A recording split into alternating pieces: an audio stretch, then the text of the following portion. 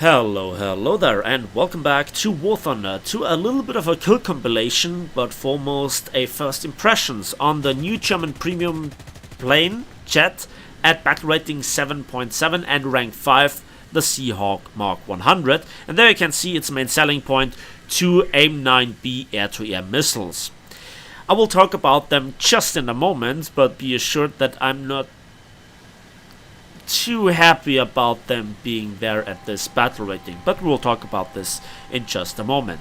So Gaijin gave the Germans a premium jet at rank 5, and the CL-13 that the Germans already had is now at rank 6. Additional to this, the Germans have now a second CL-13 to research, and also the Mk.100. Both together cost nearly 800,000 RP to research. That's quite a lot, but this plane will safely guard you through this grind, and next to it earn also a little bit of civil lines, but not as much as you might expect.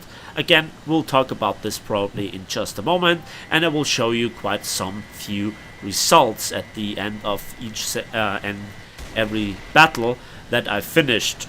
Let's begin to talk about the plane itself, and yeah, there you can see in this scene that the air-to-air missiles, while being obviously very modern technology that probably can face 6.7 World War II warbirds, is, in my opinion, not really what the game needed at this point, but, you know, it's Gaijin.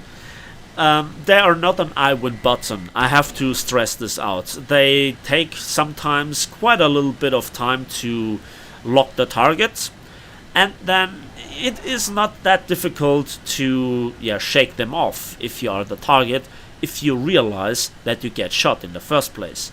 The second selling point are obviously the guns, the cannons, and yeah, that's very typical. This is in good old tradition. Those are some Hispano cannons, 4 of them mounted at the bottom of the fuselage, Hispano Mark V cannons with 600 rounds. And very typical for them is a relatively odd aiming, and then very often you get a pilot snipe. They are very great for head-ons, but when you have deflection shots, they spark very often, create critical hits and not so damaging hits. But it is weird. So let's continue to talk here about the Hispano Mark V cannons. You can run through the 150 rounds per gun very fast if you don't pay close attention to it.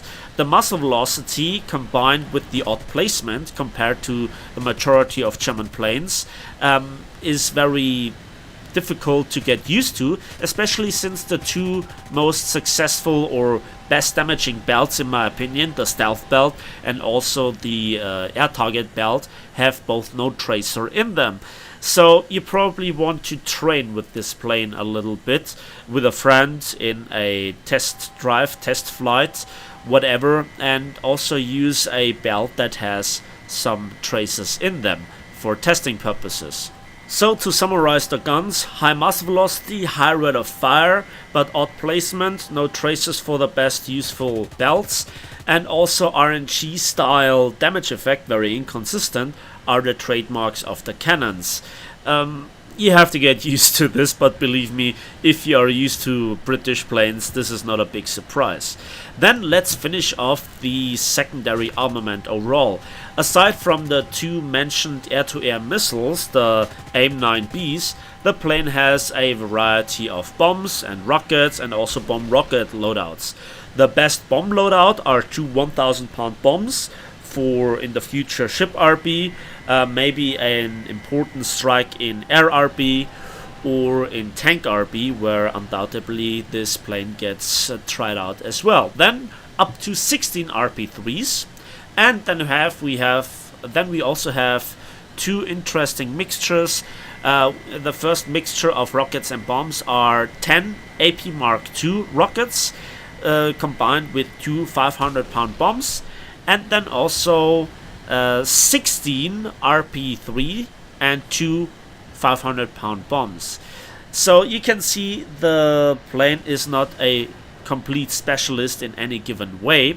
It has some options. So now we have talked through the armament. What about the playstyle? Well, you don't have an air start like the F-84, the Me-163 and Mk.100 also outclimb you quite heavily. So does the Me-262C variants. The R2Y2s have the head-on firepower and the bomber spawn.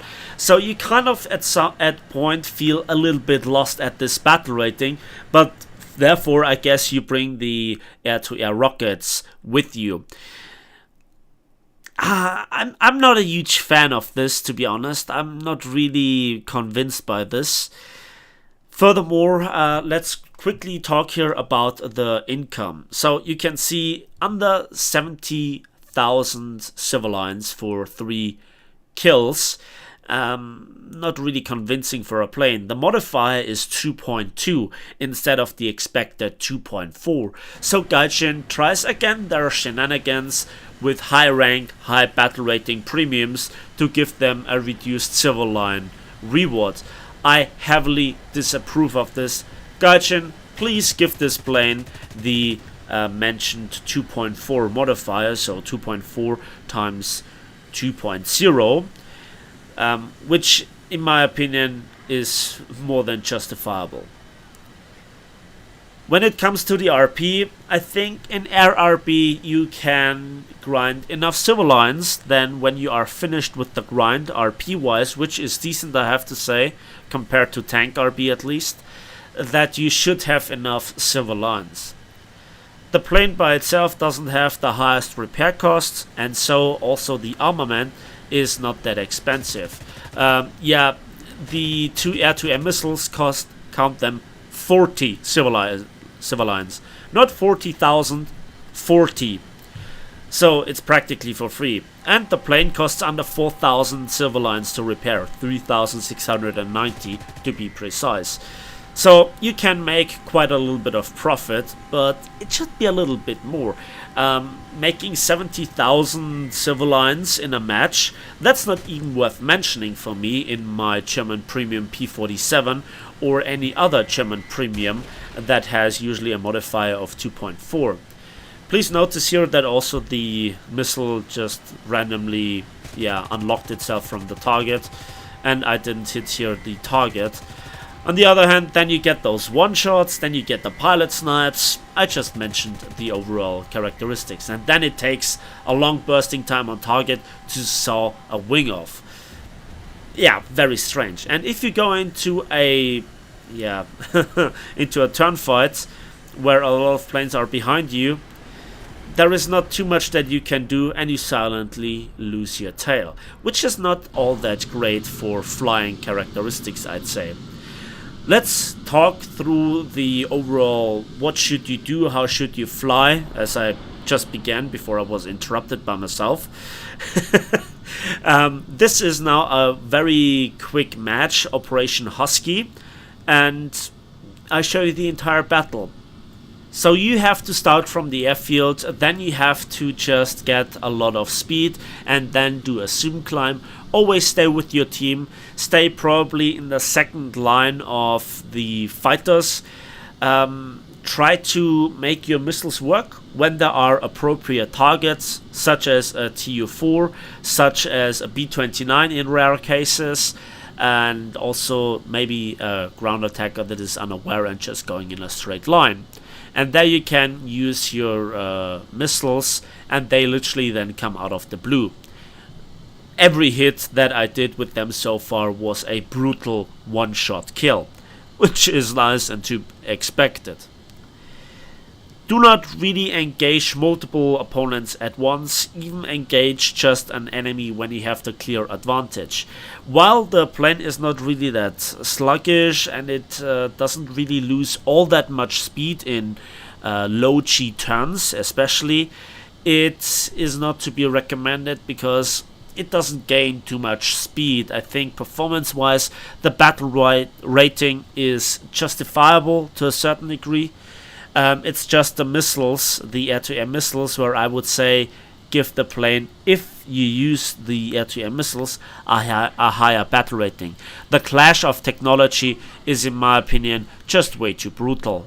preferable situations are, and I know this sounds crazy, to go into a head-on and roll out of the way in the right moment, where then your shells create a lot of pilot snipes and deal quite a significant amount of damage if you have mastered their aim. Again, fuselage bottom mounted, high muzzle velocity, high rate of fire, tendency to pilot snipes and one-shots, or a lot of sparks. Here we can see that the first missile missed, but I tried once more after I missed here, and the F3D1 was probably aware for the first missile, but the evasive maneuver for the second missile came too late, and so we get a nice first hit. So that was nice. What I really also don't like, aside from the clash of technology with the air-to-air missiles, is, as I before mentioned, the civil line modifier of 2.0. This is completely not understandable. I heavily disapprove of this. This is, in my opinion, a little bit the same case as with the Italian premium tank, the M60 A1DC Ariete, where when it was introduced, it had a civil line modifier that was way too low. In my opinion, very often you just don't get the desired targets. So I just came across a heavy bomber where I would have really wanted to use the missile effectively just once, and we'll see the scene at the very end of this video. So sadly there is no TU4 or B29 spam. I wonder if this has anything to do with insane repair costs. I don't know. We'll find out. So this was the entire match. This was the entire Operation Husky. Very bad game design, and the battle was over after just a few minutes from the start to finish. Quick look at the results, and we can see again just under 70,000 civil lines and 8,400 vehicle research points for 2 kills. That's alright. Sometimes I cannot pin down why there is such a huge discrepancy for the vehicle research and the civil line reward. Sometimes it feels like it depends on the targets that you shoot down, excluding here obviously if you use boosters or not. So those were the first impressions and a little bit of a kill compilation on the new German premium jet, the Seahawk Mk.100. I hope you enjoyed this video. If so, please give it a like. Let me know in the comment section your point of view, and as usual, subscribe if you want to see more. Thanks for watching, thanks for listening, and we'll see each other in the skies of War Thunder.